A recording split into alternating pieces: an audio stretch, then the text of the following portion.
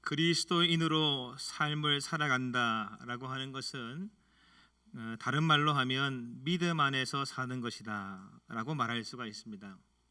갈라디아서 2장 20절에 보게 되면 성경은 이렇게 이야기합니다. 내가 그리스도와 함께 십자가에 못 박혔나니 그런즉 이제는 내가 사는 것이 아니요 오직 내 안에 그리스도께서 사시는 것이라. 이제 내가 육체 가운데 사는 것은 나를 사랑하사 나를 위하여 자기 자신을 버리신 하나님의 아들을 믿는 믿음 안에서 사는 것이라. 그렇게 말했습니다. 사도 바울은 자신의 신앙생활에 대하여 이렇게 말한 것이죠. 믿음 안에서 사는 것이다 라고 말한 것이며, 믿음 밖에서가 아니라 믿음 안에서 사는 것입니다.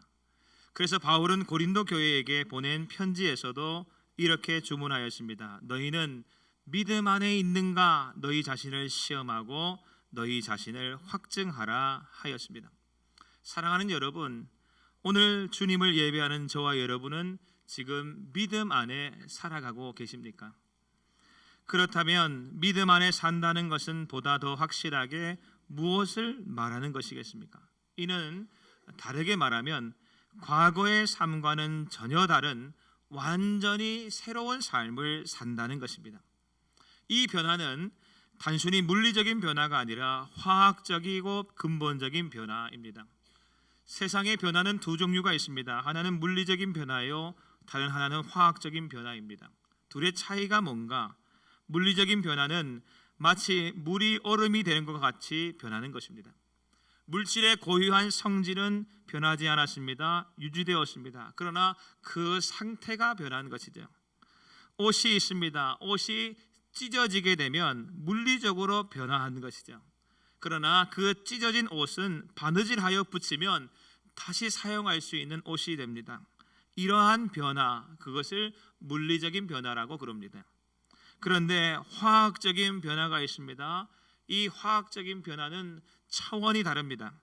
옷을 태워버렸다 생각해 보십시오. 그러면 어떻게 됩니까? 절대로 되돌릴 수가 없습니다. 돌이킬 수 없습니다. 완전히 변화해서 다른 물질이 되었습니다. 다시 말해서 믿음으로 산다는 것은 이러한 화학적인 변화, 완전히 변하여 그 이전으로는 도무지 돌아갈 수 없는 것, 완전히 새로운 존재가 되어버린 것, 그것이 우리가 예수 믿음으로써 믿음 안에 살 때에 일어나는 변화와 같은 것이죠. 따라서 사도 바울은 고린도전서 5장 17절에서 말하길 그런즉 누구든지 그리스도 안에 있으면 새로운 피조물이라 이전 것은 지나갔으니 보라 새 것이 되었도다 라고 말하고 있습니다. 그러면 여러분, 우리가 스스로 생각해 볼 때 내가 믿음 안에 있는가 믿음 밖에 있는가 무엇으로 알 수 있습니까? 그 첫 번째 기준은 내가 전혀 다른 가치로 살고 있는가, 아니면 이전과 비슷하지만 그 본질은 변하지 않은 조금 변화된 삶을 살고 있는가를 보면 알 수가 있는 것이죠. 믿음으로 믿음 안에 사는 것은 화학적으로 또 근본적으로 전혀 달라진 새로운 피조물로 사는 것이기 때문입니다. 그러면 여러분, 새로운 존재, 새로운 피조물, 즉 그리스도인인 우리가 믿음 안에 산다는 것은 어떻게 사는 것을 말할까요? 이는 새로운 주인의 철학과 새로운 주인의 사상과 새로운 주인의 생각과 견해가 반영된 삶을 산다는 것입니다. 우리의 주인은 누구십니까? 더 이상 우리의 주인은 내가 아닙니다. 그리스도이신 예수님이 우리의 주인인 줄로 믿습니다. 새로운 삶을 살아가는 우리는 새로운 주인이신 그리스도의 가치관과 그리스도의 법칙과 그리스도의 윤리와 그리스도의 원리로 살아가야 하는 것이죠. 완전히 변화된 새로운 모습으로 사는 것입니다. 그래서 예수님은 오늘 우리의 주인으로서 우리에게, 그리스도인인 우리에게 너희는 이렇게 살라고 가르치고 계신 말씀인 것이죠. 오늘 말씀은 주님께서 그리스도인들에게 요구하시는 삶의 모습입니다. 천국 백성 되어진 우리에게, 화학적인 변화가 있어서 근본적으로 달라진 우리에게 주님은 너희는 나의 백성으로 이렇게 살아라 하시는 것이죠. 그 주님의 말씀이 무엇입니까? 첫 구절이 이것입니다. 주님은 이렇게 말씀하셨습니다. 주라 하셨습니다. 따라해 볼까요? 주라. 왜 예수님은 이렇게 말씀하신 것일까요? 왜 예수님은 주라 하신 것인가? 주라는 것은 베풀라라는 것입니다. 여러분, 베푸는 마음이야말로 우리 주님의 마음이기 때문에 주님은 이렇게 말씀하신 것입니다. 로마에 가면 로마 법을 따라야 한다 그러죠? 하나님 나라에 가면 무슨 법을 따라야 될까요? 하나님 나라 법을 따라야 합니다. 하나님 나라가 그렇습니다. 하나님 나라에도 하나님 나라 법이 있습니다. 그 하나님 나라의 법이 뭐냐? 법이 베품입니다. 주는 것입니다. 우리 하나님 어떤 분이십니까? 우리 하나님은 늘 주시는 분이십니다. 따라하겠습니다. 하나님은 늘 주시는 분이십니다. 한 번 더 하겠습니다. 하나님은 항상 주시는 분이십니다. 하나님은 언제나 주시는 분이십니다. 하나님은 한없이 베푸시는 분이십니다. 할렐루야. 그렇습니다. 우리 주님은 우리에게 주시되 늘 주시고 항상 주시고 언제나 주시고 한없이 다 주시는 분이신 것이죠. 우리에게 어떤 것을 주셨습니까? 우리에게 가장 먼저 생명 주셨습니다. 우리가 이렇게 살아있는 것은 주님이 생명 주셨기 때문에 살고 있는 것이죠.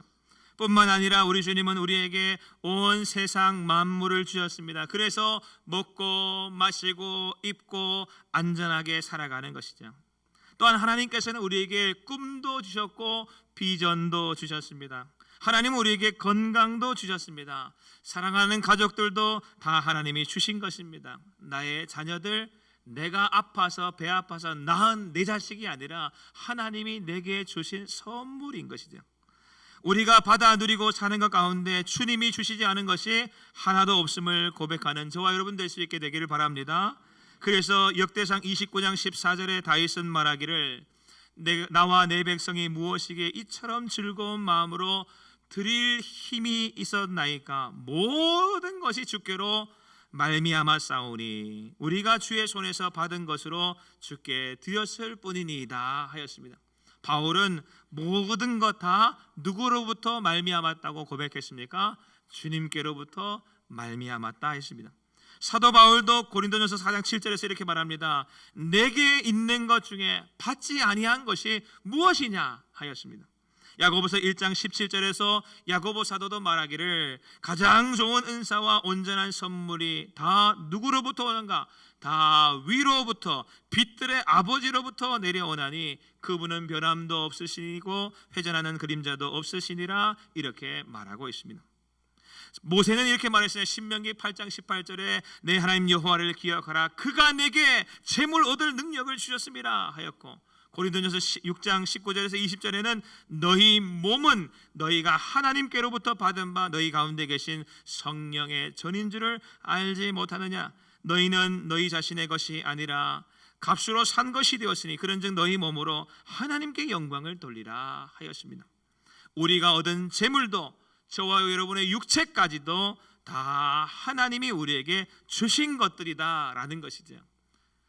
그리고 마침내 우리 아버지 하나님께서는 이 세상 무엇보다 가장 좋은 것을 우리에게 주셨습니다. 하나님 아버지께서 우리에게 주신 가장 좋은 것 무엇입니까? 요한복음 3장 16절에 하나님이 세상을 이처럼 사랑하사 누구를 주셨다고 성경은 말합니까?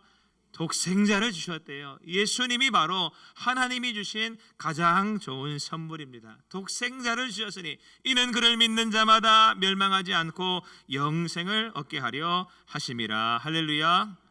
여러분, 오늘 저와 여러분은 힘으로나 노력으로나 도무지 아무것도 가질 수 없는 인생이었습니다. 그러나 하나님은 다 주셨습니다. 마지막 날에는 독생자 예수 그리스도까지 우리에게 주셨지요. 예수님을 주셨다는 것은 다 주신 것입니다. 왜냐하면 예수님 속에 다 들어있기 때문입니다. 여러분, 옛날에 어릴 때, 요즘에는 없는데 제가 어릴 때만 해도 종합 선물 세트라고 하는 게 있었어요. 여러분 아세요?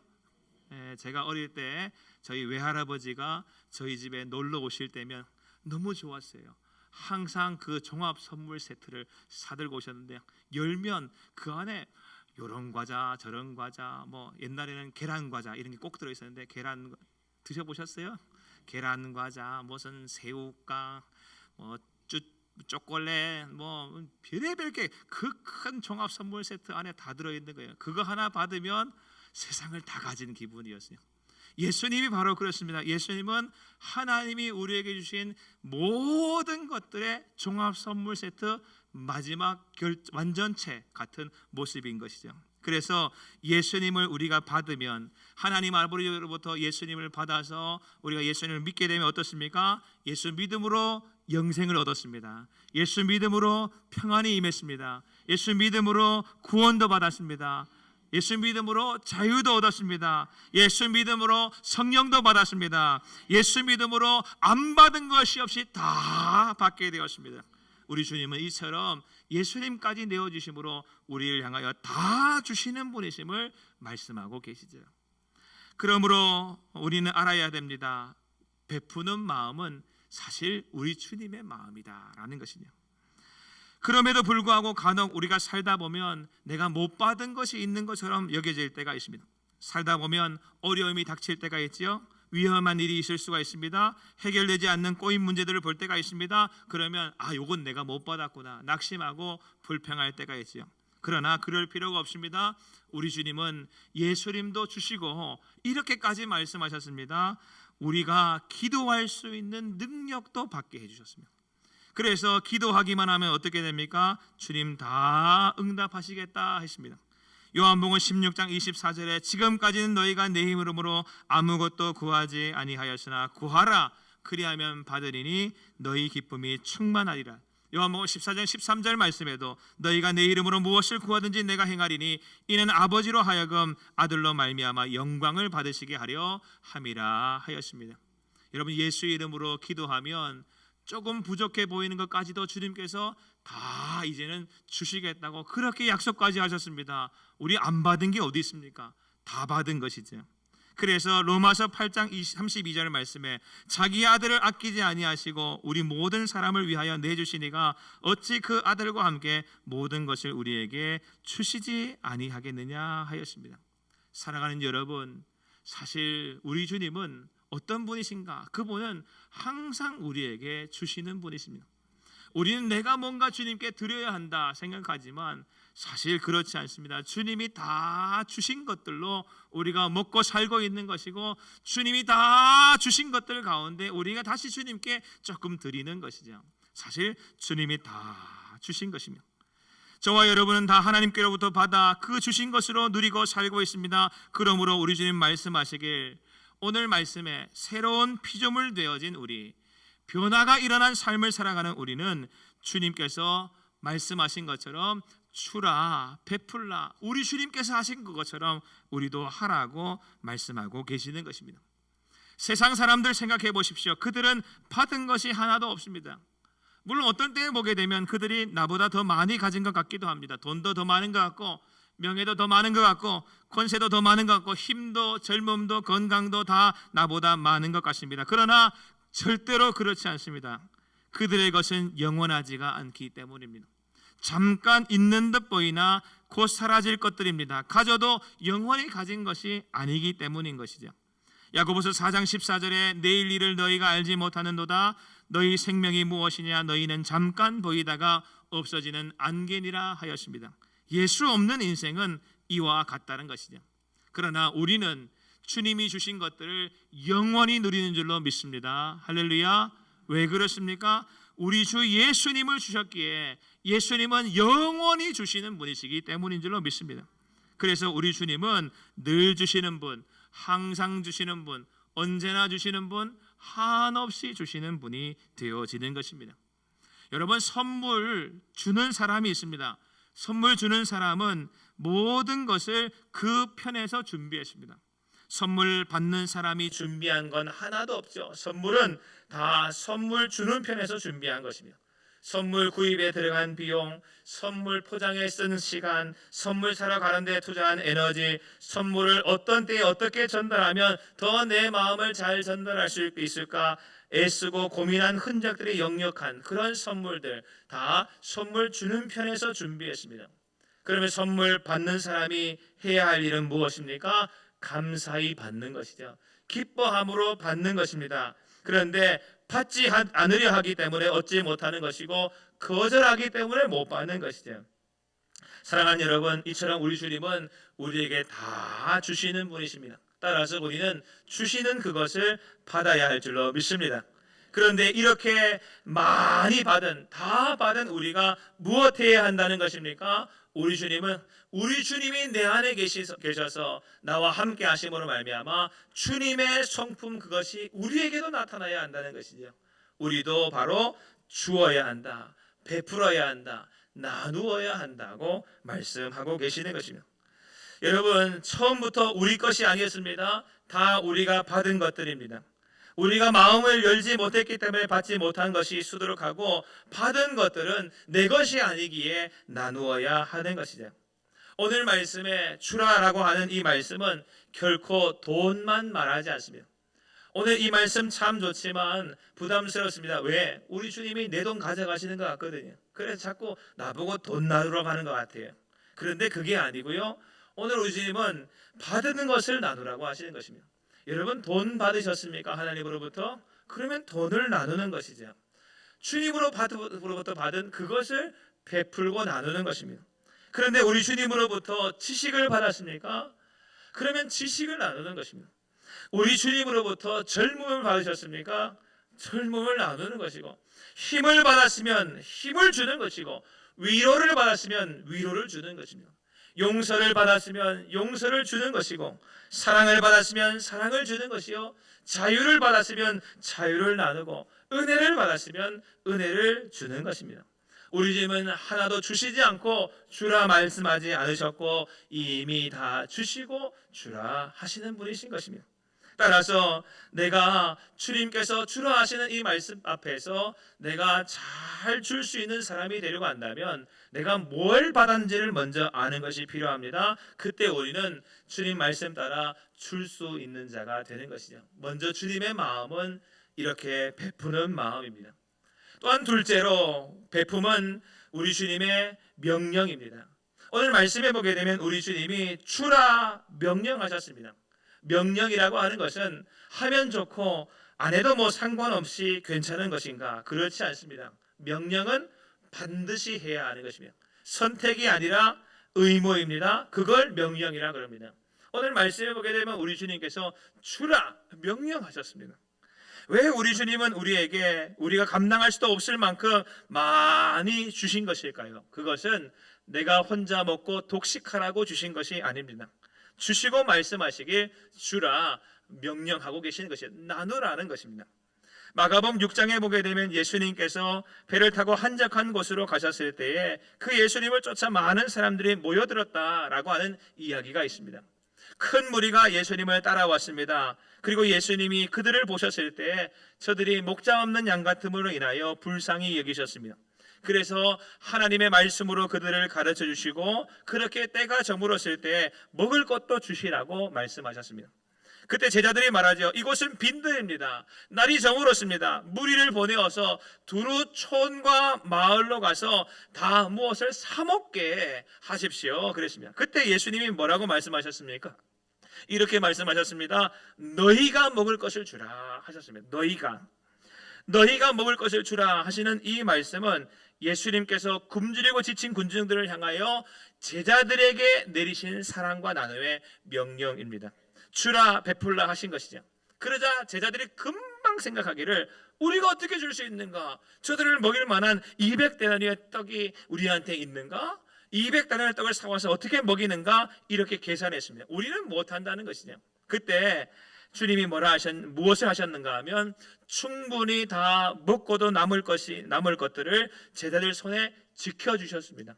오병이어의 기적을 일으키셔서 그 제자들의 손을 통하여서 제자들이 나눠주는 것을 통하여서 명령에 순종함으로 그 제자들이 줄 수 있게 해주셨다라는 것이죠. 우리 주님이 먼저 너희가 먹을 것을 주라 명령하셨고 그 후에 그들이 명령하신 주님 말씀 따라 명령에 순종할 마음이 있을 그때에 우리 주님은 충분히 그들이 나눠주고도 남음이 있을 만큼 주님께서는 그들의 손에 지켜주신다라는 것이죠. 여러분, 어차피 우리는 내 것으로 주는 것 아닙니다. 명령대로 순종할 마음이 있는 자에게는 주님께서 나눠줄 것들을 우리에게 부어주시는 줄로 믿으시길 되기를 바랍니다.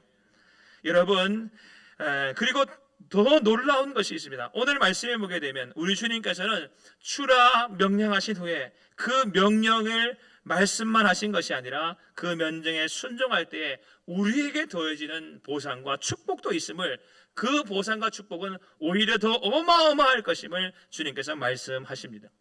여러분, 오늘 말씀에 주라라고 하는 주님의 명령은 딱 두 글자 한마디입니다. 그런데 그 뒤에 이어지는 축복의 말씀을 보십시오. 얼마나 구구절절한지. 사실 우리 주님의 마음은 이 마음입니다. 주라 하시는 것은 우리에게 짧게 말씀하신 것이고, 주면 어떻게 하시겠는가? 그리하면 너희에게 줄 것이다, 후히 줄 것이다, 눌러줄 것이다, 흔들어서 넘치도록 해서 줄 것이다, 너희에게 안겨주겠다, 이렇게나 많이 말씀하십니다. 우리 인간을 너무나도 잘 아시는 것이죠. 주라 그냥 그러면 마음이 밴댕이 소갈딱지만 해가지고 안 줄 걸 아시고, 우리 주님께서는 더 그리하면 너에게 줄 것이니 곧 후히 되어 누르고, 우리 주님 마음이 이랬습니다. 주르고 흔들어 넘치도록 하여 너희에게 안겨주리라. 이걸로도 부족하니까 너희가 헤아리는 그 헤아림으로 너희도 헤아림을 도로 다 받을 것이니라. 이렇게 주님 말씀하시는 것이죠. 여러분, 이 말은 뭡니까? 우리가 주는 그거, 주님 명령 따라서, 주님이 주시는 분이라서 나도 주리이다, 주님 명령하셨다 따라서 나도 순종하리이다, 내 것으로 나눠주지 않고 주님께서 주신 그것으로 내가 순종하여 나눠주리이다 하는 주는 그거, 절대 허비가 아니라는 것이죠. 낭비가 아니라는 것입니다. 오히려 우리에게 큰 축복이 된다는 것이죠. 베풀면 돌아온다는 것입니다. 우리 주님이 그렇게 하시겠다는 것입니다. 할렐루야. 주님 하시겠다면 되는 겁니다. 믿으시면 아멘 하시기 바랍니다. 사도행전 20장 35절에서도 예수님 말씀하셨습니다. 또 주 예수께서 친히 말씀하신 바 주는 것이 받는 것보다 복이 있다 하심을 기억하여야 할지니라 하였습니다. 대개의 경우 사람은 받는 것에만 민감합니다. 그래서 내가 뭘 받느냐 거기에만 관심을 두고 초점을 둡니다. 그러나 우리 주님은 주는 것에 마음을 두라는 것이죠. 왜냐하면 그 주는 것이 오히려 내가 받는 것이기 때문이다 라는 것입니다. 오히려 주님이 채워주시는 더 넘치는 것들을 보게 될 것이라는 것이죠. 여러분, 사랑 주는 사람이 어떻습니까? 사랑 받는 거예요. 사랑 많이 줘보세요. 이 사람도 사랑하고 저 사람도 사랑하고 그 사람도 사랑하고, 사랑 많이 나눠줘 보세요. 사랑 많이 받게 되어 있습니다. 관심도 줘보세요. 여러분, 사람들이 날 교회에 왔는데 나 아무도 관심 안 가지더라. 그 왜 그러십니까? 내가 관심을 안 주니까 안 가져주는 거예요. 관심도 주면 더 관심을 받게 되는 거예요. 나는 관심도 안 주고 그냥 꼿꼿이 지나가면서 다 나한테 관심 가져주기를 바라고 지나가면 아무나 관심 가져줍니까? 사람 안 그렇습니다. 관심을 주면서 관심을 받는 거예요. 작은 것부터 큰 것까지 다 줘보세요. 오히려 우리 주님은 다 채워주시는 것으로 더욱 넘쳐나게 하시는 것을 보게 될 줄로 믿습니다. 우리가 잘 아는 이야기 가운데 이스라엘에 가면 큰 호수가 두 개가 있습니다. 어떤 호수인가? 너무 커서 사람들이 바다라고 부르는 호수인데, 하나는 갈릴리 바다고 하나는 사해입니다.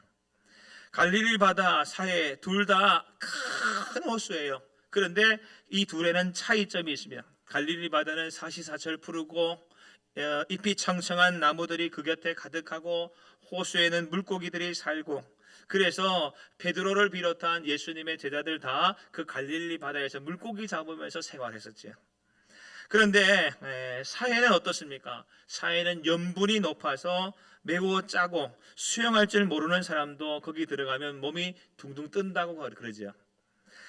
물고기가 없습니다. 생물이 없습니다. 진흙뿐입니다. 그런데 이 두 호수가 왜 이렇게 차이가 나는가? 호수의 근원은 똑같습니다. 북쪽의 헐몬산에서 눈이 녹아 내린 물로 채워진 것이 갈릴리 호수이고 또 사해 바다입니다.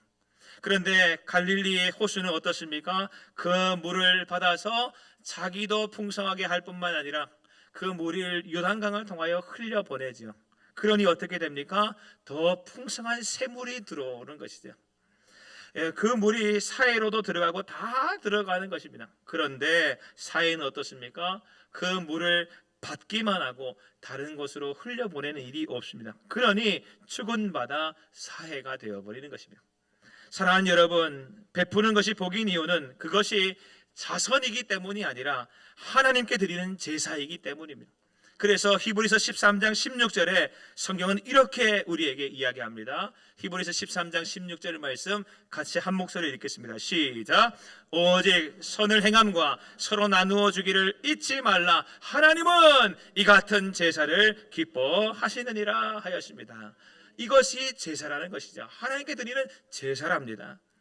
마태복음 25장에도 말씀하십니다. 40절 말씀에 임금이 대답하여 이르되 내가 진실로 너희에게 이르노니 너희가 여기 내 형제 중 지극히 작은 자 하나에게 한 것이 곧 내게 한 것이니라 말씀하셨습니다.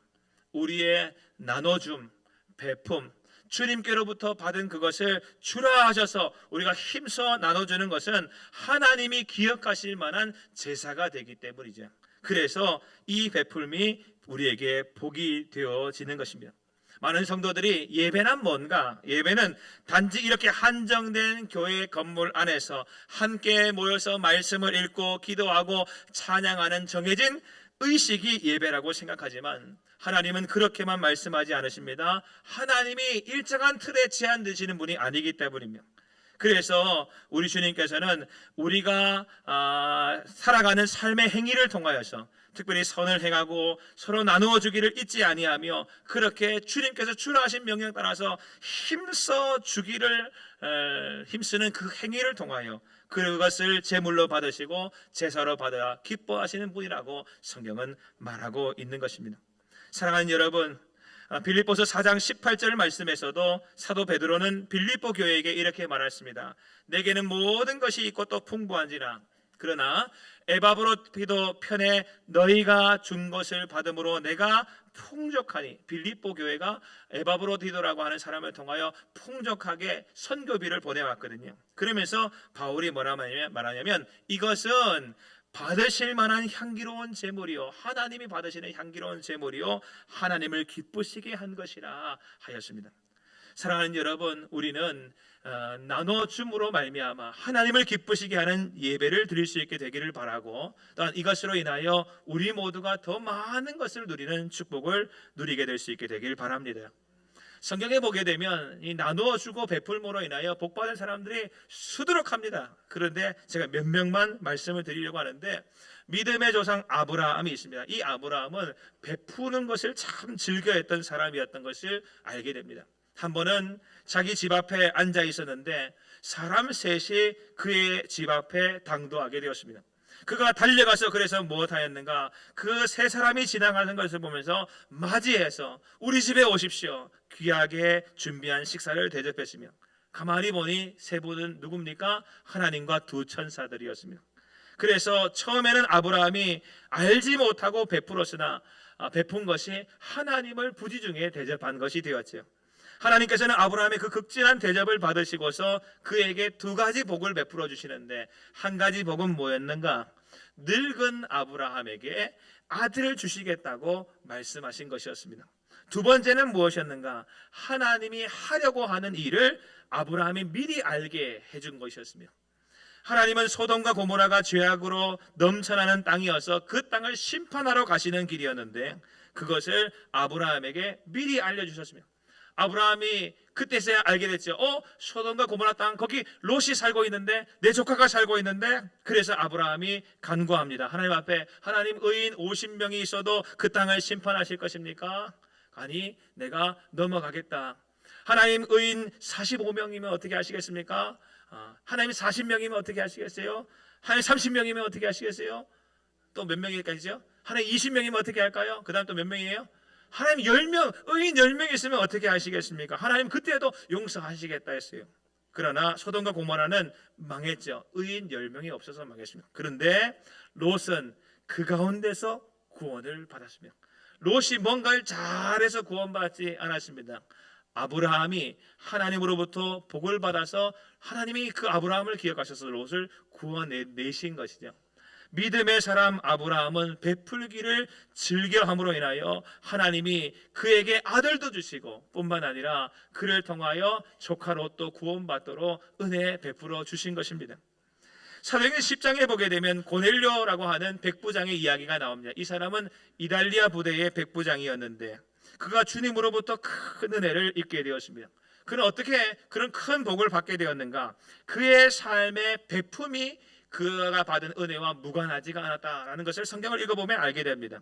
성경은 고넬료라고 하는 이 백부장 어떤 사람이라고 소개하는가? 그는 경건한 사람이라 그랬습니다. 온 지방과 더불어 하나님을 경외하는 사람이라 그랬습니다. 그러면서 그가 항상 기도하는 사람이다 이렇게 말하고 마지막으로 뭐라 그러냐면 이 사람이 많은 백성에게 구제를 베푸는 사람이었다라고 성경은 이야기합니다. 그러면서 하나님이 그의 기도를 들으셨고 뿐만 아니라 그의 구제를 나눔과 베품을 기억하셨다 이렇게 성경은 말합니다. 그리고 고넬료는 하나님께서 그의 기도를 들으시고 그의 구제를 기억하심으로 그에게 은혜를 베푸시사 이방인이었지만 사도 베드로에게 세례를 받고 성령 받은 사람이 되게 하셨다고 성경은 이야기하고 있는 것이죠. 누가복음 16장에도 보게 되면 부자와 거지 나사로에 대한 이야기가 나옵니다. 그런데 부자가 음부로 내려갔습니다. 성경은 그 이유에 대하여 정확히 말로 하진 않지만 그의 삶을 통하여 진단하게 해주는데 그는 부자였습니다. 자색 옷을 입고 고운 베옷을 입고 날마다 호화롭게 즐기는 사람이었습니다. 잔치도 매일 하고 큰 집에 살았습니다. 많은 종들도 있었고 땅도 크게 가지고 있었고 그의 창고에는 곡식이 가득가득했습니다. 으리으리한 가구들, 금칠한 가구들 아마 그 집에 가득 있었을 것입니다. 그런데 이 사람은 하나님이 주신 그것으로 베품이 전혀 없는 삶을 살았습니다. 그의 집 앞 대문 앞에 버려진 인생 나사로가 있었지만 헌데투성인 그 사람에게 베풀고 나누는 일이 없었습니다. 나사로는 그저 부자의 상에서 떨어지는 것을 주워 먹었을 뿐인 것이지 부자가 준 것으로 먹고 연명하여 산 것이 아닌 것이지. 누가 음부로 내려갔는가? 성경은 나사로가 아니라 부자가 음부로 내려갔다 그랬습니다. 누가 아브라함의 품으로 갔는가? 부자가 아니라 제가 잘못 말했네요. 누가 음부로 내려갔는가? 나사로가 아니라 부자가 음부로 내려갔고 누가 아브라함의 품으로 갔는가? 부자가 아니라 나사로가 아브라함의 품에 갔죠. 그러면서 성경은 말하기를 왜 이렇게 되었는가? 너는 살았을 때에 좋은 것을 받았고 나사로는 고난을 받았으니 이것을 기억하라. 이제 그는 여기서 위로를 받고 너는 괴로움을 받느니라 하였습니다. 여러분, 살았을 때에 좋은 것을 받았다. 무슨 뜻입니까? 받았다. 주님으로부터 다 살았을 때에 받았다는 거죠. 주님 주신 것으로 그가 살았다는 것입니다. 그런데 그는 혼자 독식하여 주는 것을 자기만 썼습니다. 이건 다 나누라고 베풀라고 주신 것인데 그런데 자기가 쟁취한 것인 줄로 착각하여서 내가 받은 거야, 내가 얻은 거야 나눠주기를 거절했습니다. 그러니 주님 명령을 어긴 그의 삶에 괴로운 음부가 기다리고 있었다라는 것이죠. 오늘 이제 말씀을 정리하고 마치려고 합니다. 성도의 삶은 이제 화학적으로 완전히 달라진 삶을 사는 것입니다. 우리는 인간인지라 가지는 것이 쟁취하는 것이 내가 뜯어내려고 내가 어떻게든 움켜쥐는 것이 자연스러운 인생을 살고 있죠. 그러나 우리의 주인이 바뀌었습니다. 우리 안에 이미 예수님께서 와 계십니다. 할렐루야. 예수님은 처음부터 하나님이신 그분은 계속 항상 늘 한없이 주시는 분이셨습니다. 그분이 내 안에 와 계시니 성도의 삶은 부르심에 합당한 삶으로 우리 주님의 마음과 같은 마음으로 변화되어져 갈 수밖에 없는 것이죠. 사랑하는 여러분, 물론 우리는 후이되어 누리고 넘치도록 하여 안겨주실 것을 바라고 줄 수도 있습니다만 사실 그렇게 주는 것이 아니고 먼저 받은 것이고 주신 것이 너무나 감사하여 나눠주지 않을 수 없어서 주는 것이 되어야 할 줄로 믿습니다. 특별히 주라 하셨으니 그 명령에 순종하여 주는 것이 되어야 합니다. 그런데 주었더니 더 놀라운 축복이 우리에게 기다리고 있는 것을 보게 될 줄로 믿습니다. 저는 어떤 성도님들을 대하든지 저는 잘 웃어드리려고 합니다. 하나님이 저에게 주신 은사 중에 하나가 이렇게 잘 웃어드리는 거거든요. 하나님이 저에게 그런 은사를 주셨어요. 여러분 부러우신가요? 아멘 안 하시네.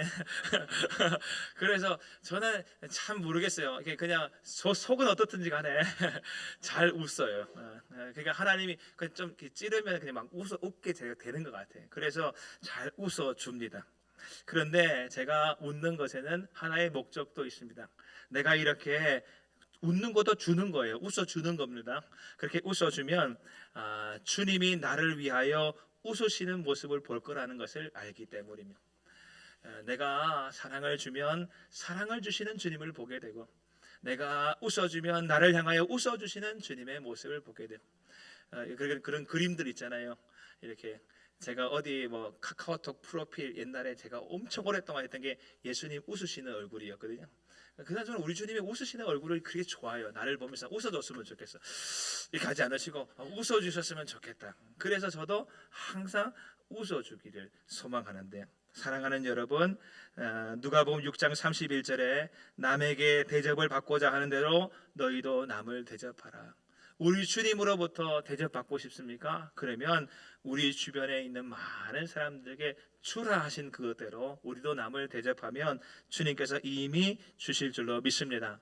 줄 수 있다고 하는 것은요, 이미 내가 받았다라고 하는 것을 믿음으로 고백하는 것입니다. 주는 것이 받는 것입니다. 할렐루야.